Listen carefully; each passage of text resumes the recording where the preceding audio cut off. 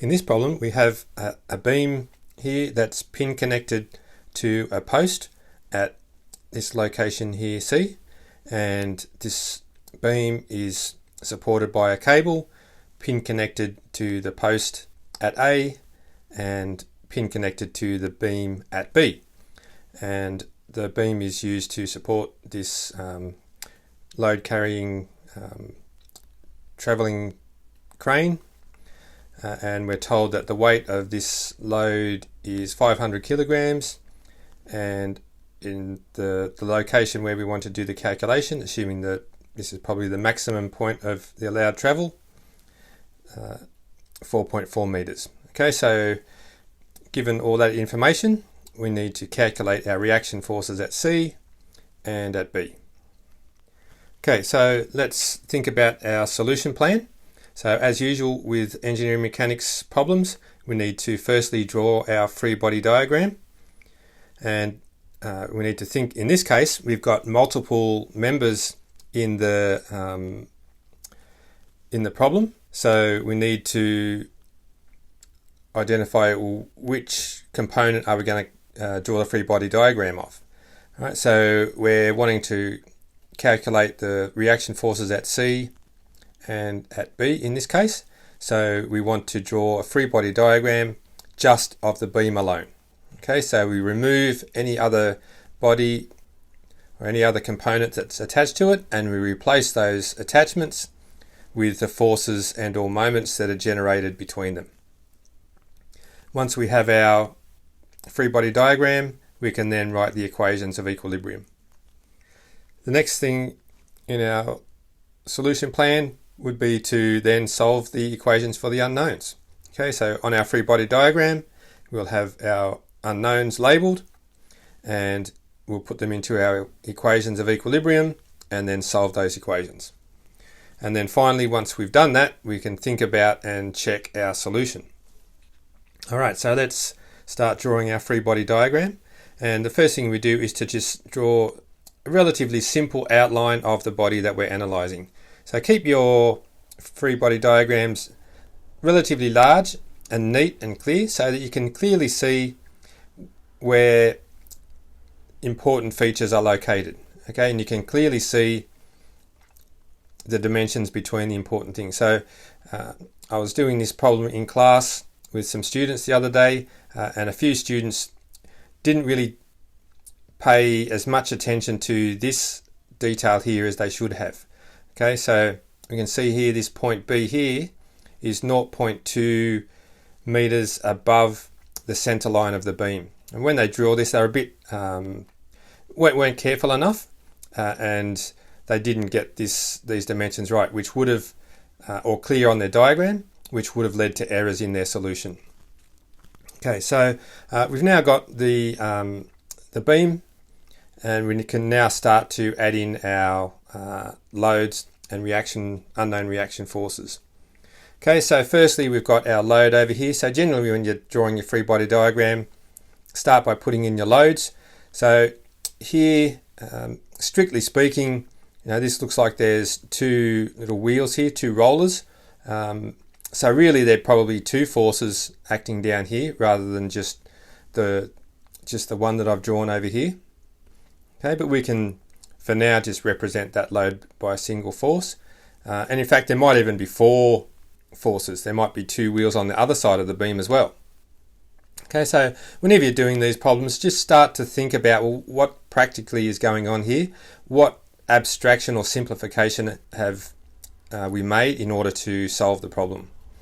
Okay, and in this case, you're kind of forced to make this simplification because you're not given any information about how far apart these wheels or rollers might be. Okay, so we just have this single force here acting out at our distance of 4.4 meters. Okay, so we can draw the arrow head on there because it's clearly going to be acting downwards due to gravity, and we can give that a label. We can call that W, so we can use that in our equations, or we can just put the value in. Okay, so the next thing that we look at is what's happening here with this cable. Now, as you may or may not know, this cable here will be a two-force member in equilibrium. So if you identify that fact, that we have a two-force member in equilibrium here, then what that tells us is the force acting at B and the force acting at A will be along the line of action, or along the line joining points A and B. Okay, so that tells us the direction of the force here. If we don't know about two force members and we just put components horizontal and vertical, then we'll have two unknowns here. Okay, so it's important that you recognize the two force member. Okay, so now if we look at, we've got our direction of the force that's applied by the cable to the beam. If we now think about, well, what's the sense of this force going to be? We've got our weight load pulling down here, so that's going to be causing a clockwise moment about point C. So we need this force up here to be pulling upwards to cause an anti-clockwise moment about point C, so that this thing can be in equilibrium. Okay, so this cable AB will be in tension. So the beam down here will be pulling down on the cable, but the cable pulls up to the left on the beam. Okay, so we can put that arrowhead in. Now we can label that unknown force, so we'll just call that RB. And of course you should hopefully know that up here at A, that reaction up here will be RA, and that will be equal and opposite to our force RB here, right, because it's a two-force member in equilibrium. Right, note that two-force member doesn't have to be straight. Right, this could be a curve. In fact, let me just draw in something like that. So if I have a curved member, well, let me draw that a little better. Curved thing like that. Right, if I draw the free body diagram of, if I copy that, paste it over here. Okay, so if that's our support and it's not a straight cable, then this force that we've drawn over at B, okay, this force that we've drawn here is still the same. Okay, it's still directed along that direction A to B. Okay, so that direction there. Okay, and then we'll have our force acting along that line of action like that, and same at the other end, right, acting along that line of action, joining points A and B. Okay, and this force here will be RB. This force up here, we can call that RA, and RA will of course be equal to RB. Okay, equal and opposite along that line that joins A and B. Okay. All right, so let's get rid of that stuff and go back now and look at our free body diagram and look at point C. Okay, so point C here, we've got a pin connection over here. So we know that this pin connection can support a force in any direction, but doesn't resist rotation. So there's no moment reaction here. So as you're probably used to doing, we can put here our components, vertical and horizontal. And at this point, we can now stop and look at our solution and or our free body diagram and see if we can work out the correct sense of these forces. So if we look at the other forces that are applied, we've only got RB with a horizontal component. Right? W is just acting downwards, so this will have a horizontal component to the left. So at C, we're going to just have a horizontal component to the right. To work out the sense of the vertical component, right, we could take moments roughly about point B here. So this force here, W, will tend to rotate this thing clockwise around point B. So the force here, vertical force, must be acting downwards to rotate it anti-clockwise. All right, so in my solution here, I've drawn the vertical component acting upwards. We'll see as we go through the algebra whether this was correct or not. So in our little thought experiment, trying to work out which was whether it was acting upwards or acting downwards, we thought it might be acting downwards. But if you get it wrong, doesn't matter. And we'll see as we go through the solution, if we get a negative value for this force, then we'll know that we put this in the wrong sense on our free body diagram. Okay, so let's give these unknowns some labels. So we've got RCX and RCY. Okay, give your unknowns sensible labels that mean something. Okay, so just on my next page here, I've just redrawn the free body diagram just for reference. Okay, so now that we've got our free body diagram, we can start to write our equations of equilibrium. Now we've got 3 equations of equilibrium and 3 unknowns. So we've got unknown here RB and our 2 reaction components at C. If you've got more than 3 unknowns, then you've probably done something wrong with your free body diagram. So you may not have realized that this is a 2-force member in equilibrium, and so therefore you know the direction of this force. Okay, so we've just put it in here as theta B here because we just have to do some trigonometry to calculate that force, but we've got all the dimensions that we need for that. Or if it's a multi-component problem, you might need to do 2 or 3 or more free body diagrams in order to be able to solve for your unknowns. But usually the key is to be able to identify 1 or more 2-force members in your frame or machine that you're analysing. All right, so we've got 3 equations of equilibrium. Generally, we'll start with the moment equation because that usually allows us to eliminate 2 of our unknowns from the equation and solve for just 1 unknown. Okay, so in this case, if we take moments about point C, these 2 force components will have a 0 moment effect about point C, so therefore they won't appear in the equation. RB will have a moment about point C, so that will appear, and weight is given, so we already know that. So our equation for sum of the moments equals 0 will give us RB straight away. So let's start doing that. Before I've done that, I've just done a little bit of trigonometry to work out this angle here. Also, so just be careful with this point 2 here. Right? Note that B is actually up above the center line of the beam, so we need to be careful with that detail. Also, if you are familiar with the 3, 4, 5 triangle, you'll see that this is 3 opposite side, 4 adjacent side, so we know that the hypotenuse will be 5, okay, because it's a 3, 4, 5 triangle. So you could use that to work out your component forces as well.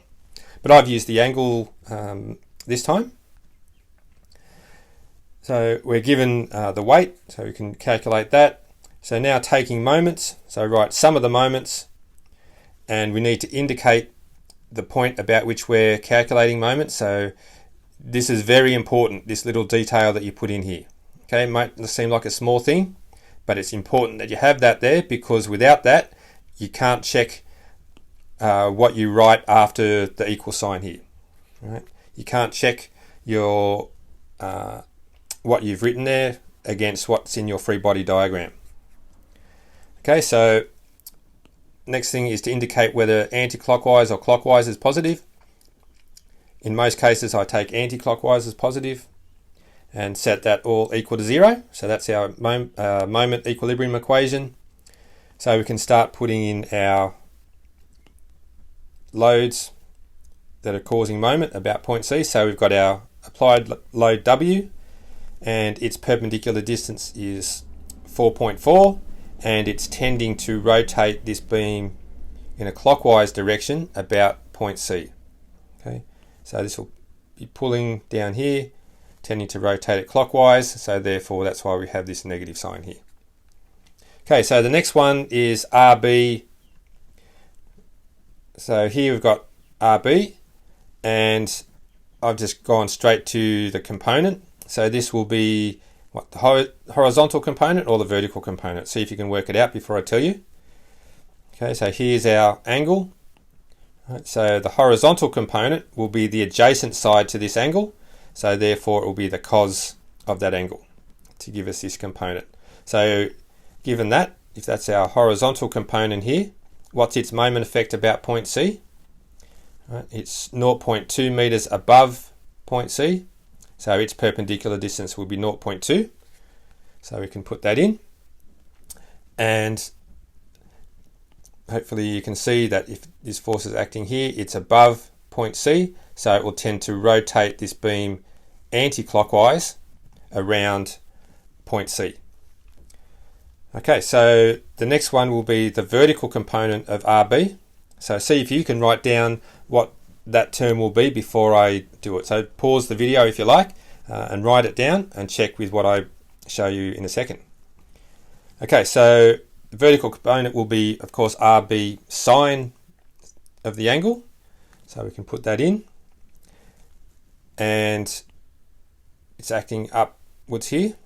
So if this is acting up, it's tending to rotate this beam anti-clockwise around point C.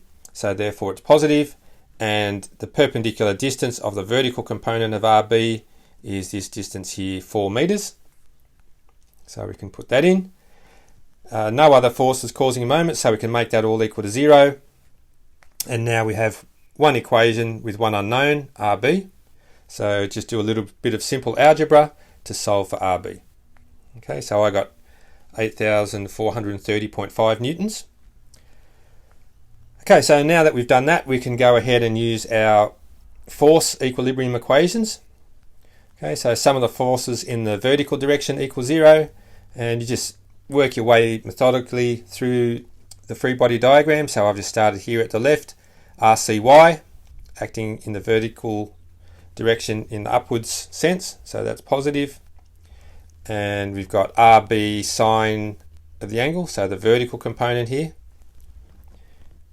And then we've got our weight acting down, so it's a negative, so that's all equal to 0.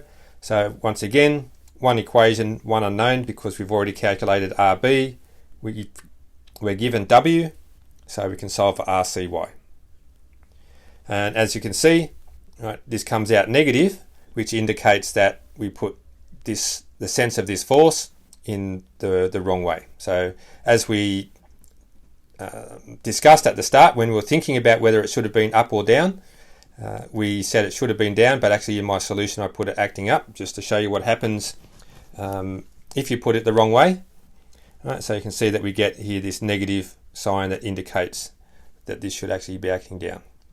And one thing that you should never do is to go back and change your free body diagram. Just leave it as it is, because if you go back and change it, then that makes all of your other calculations incorrect. Alright, so now let's do sum of the forces in the horizontal direction equals 0.